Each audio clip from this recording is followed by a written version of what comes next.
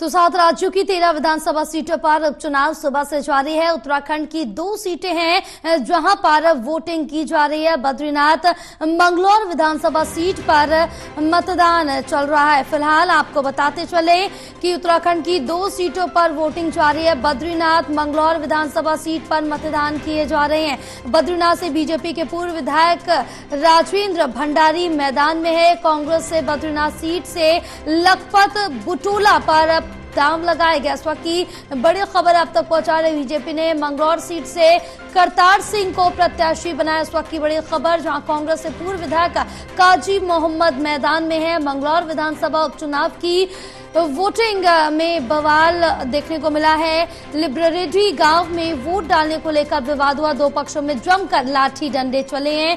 कई लोग घायल भी हो गए। इस वक्त की बड़ी खबर आप तक पहुंचा रहे हैं जहां उत्तराखंड की 2 सीटों पर वोटिंग जारी है। बद्रीनाथ मंगलौर विधानसभा सीट पर मतदान जारी है। बद्रीनाथ से बीजेपी के पूर्व विधायक हैं और इसके साथ ही आपको बताते चले कि 7 राज्यों की 13 विधानसभा सीटों पर चुनाव किए जा रहे। उत्तराखंड की 2 सीटों पर जो वोटिंग है वो जारी है।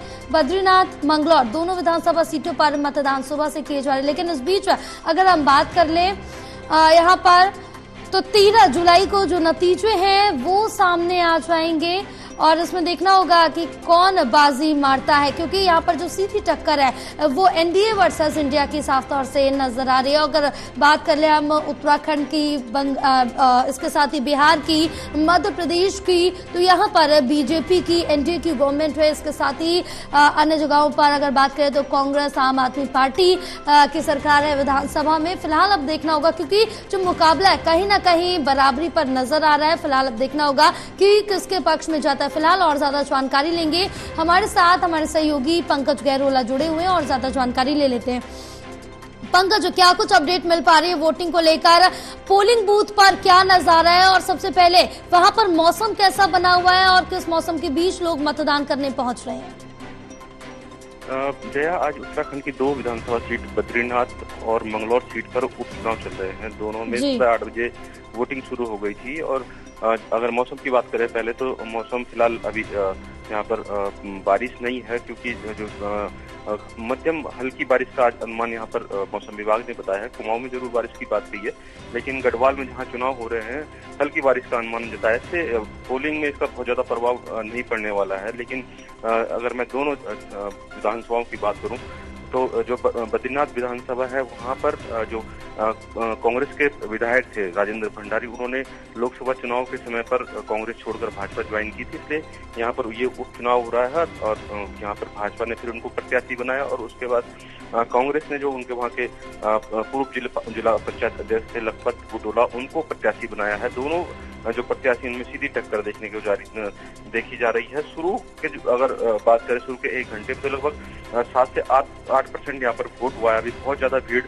बद्रीनाथ सीट पर नहीं देखी जा रही है, क्योंकि खेती का भी समय है, लोग अपनी रोपाई का काम कर रहे हैं। लेकिन अगर मैं मंगलौर की बात करूं तो मंगलौर में सुबह से ही अच्छी वोटिंग हो रही है। लंबी लंबी लाइनें यहाँ पर लगनी शुरू हो गई थी और जो वहाँ पर पहले बसपा के विधायक थे सरबत करीब अंसारी, उनके निधन के बाद ये सीट खाली हुई थी। और इस सीट पर जो भाजपा ने करतार सिंह भडाना को अपना प्रत्याशी बनाया है, जो यूपी में और हरियाणा में विधायक रह चुके हैं, उनको प्रत्याशी बनाया है। जो कांग्रेस है उन्होंने वहाँ के पूर्व विधायक काजी निजामुद्दीन को यहाँ पर प्रत्याशी बनाया है और बसपा ने सरबत अंसारी के बेटे को यहाँ पर प्रत्याशी बनाया। तो एक हिसाब से त्रिकोणीय मुकाबला है मंगलौर सीट पर। लेकिन सबसे बड़ी बात है कि यहाँ पर अभी छुटपुट घटनाओं की भी बात हुई है। लिबरहेडी एक गांव है, वहाँ पर 2 गुटों के बीच यहाँ पर झड़प हुई है, जिसमें कुछ लोगों की घायल होने की सूचना मिली है। यहाँ पर कई राउंड बताया जा रहा है कि फायरिंग भी हुई है। पूरी वहाँ पर फोर्स तैनात कर दी गई है, पूरा पुलिस बल वहाँ पर तैनात किया गया है। उसके बाद वहाँ पर वोटिंग शुरू हो गई है।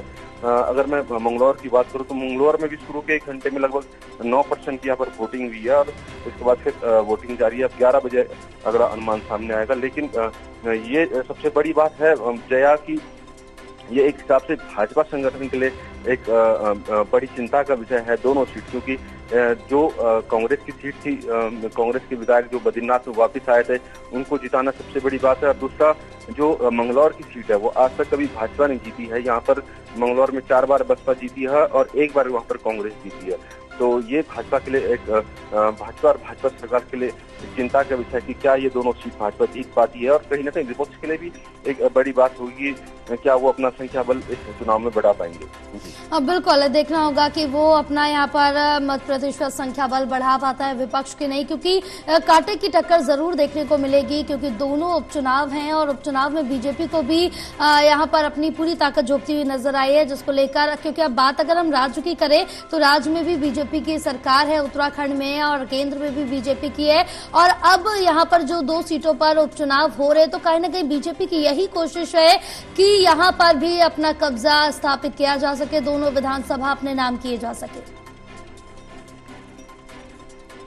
बिल्कुल जया, कहीं ना कहीं भाजपा चाहती है कि ये दोनों सीटें भाजपा के पक्ष में आए, क्योंकि अगर मैं बद्रीनाथ सीट की बात करूं तो यहाँ पर भाजपा ने कांग्रेस को तोड़ा था, और गढ़वाल लोकसभा में एकमात्र कांग्रेस की सीट थी जो कांग्रेस जीती थी, और उसके बाद भाजपा ने वो तोड़ दी और वहाँ पे चुनाव हो रहा है। तो इस क्षेत्र पे जो बद्रीनाथ का क्षेत्र है वहाँ पर सबसे बड़ा जो मुद्दा यही है कि इस समय पर ये जो चुनाव है वो जनता के ऊपर थोपा हुआ चुनाव विपक्ष बता रहा है। जो इंडिया गठबंधन है उन्होंने कांग्रेस प्रत्याशी को यहाँ पर समर्थन दिया है, और वो जनता के बीच यही कह रहे हैं कि इसका पूरा खर्चा जो है वो भाजपा के ऊपर डाला जाए, भाजपा प्रत्याशी के ऊपर डाला जाए कांग्रेस का। और कहीं ना कहीं जो इस समय जो मुख्य मुद्दा बद्रीनाथ सीट का यही है। और अगर मंगलौर सीट की बात करें तो मंगलौर में भी आज तक भाजपा कभी अपना खाता नहीं खोल पाई है। वहाँ पर 4 बार बसपा जीती है और 1 बार कांग्रेस जीती है। सबसे बड़ी बात है कि जो कांग्रेस के प्रत्याशी हैं काजी निजामुद्दीन, वो वहाँ पर 3 बार के विधायक रह चुके हैं, और 2 बार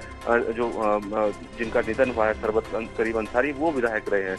तो यहाँ पर अगर देखा जाए तो सीधी टक्कर बसपा और कांग्रेस के बीच में भी है, लेकिन एक त्रिकोणीय मुकाबला यहाँ पर भाजपा बना रही है। अब भाजपा के लिए एक ऐसे प्रत्याशी को लेकर आए हैं जो हरियाणा और उत्तर प्रदेश के विधायक रहे हैं, इसलिए वहाँ पर भी एक विपक्षों के लिए एक मुद्दा है कि क्या भाजपा के पास, उनके संगठन के पास कोई ऐसा कार्यकर्ता नहीं था जो वहां से चुनाव लड़ सकता था, क्यों भाजपा ने भारी प्रत्याशी को यहाँ पर टिकट दिया है। तो एक मुद्दा ये भी भाजपा के खिलाफ चल रहा है। तो ये अब दोनों ही भाजपा संगठन के लिए और भाजपा सरकार के लिए एक चिंता का विषय कि क्या ये बिल्कुल पंकज, इसको हम माइनस पॉइंट भी कह सकते हैं। जिस तरह से अगर कहा जाए कि बाहर से कोई प्रत्याशी अगर चुनाव लड़ता है तो उसको कहीं ना कहीं उतना ज्यादा प्रॉफिट नहीं मिल पाता है स्थानीय के बराबर पर। फिलहाल तमाम जानकारी साझा करने के लिए पंकज बहुत शुक्रिया आपका।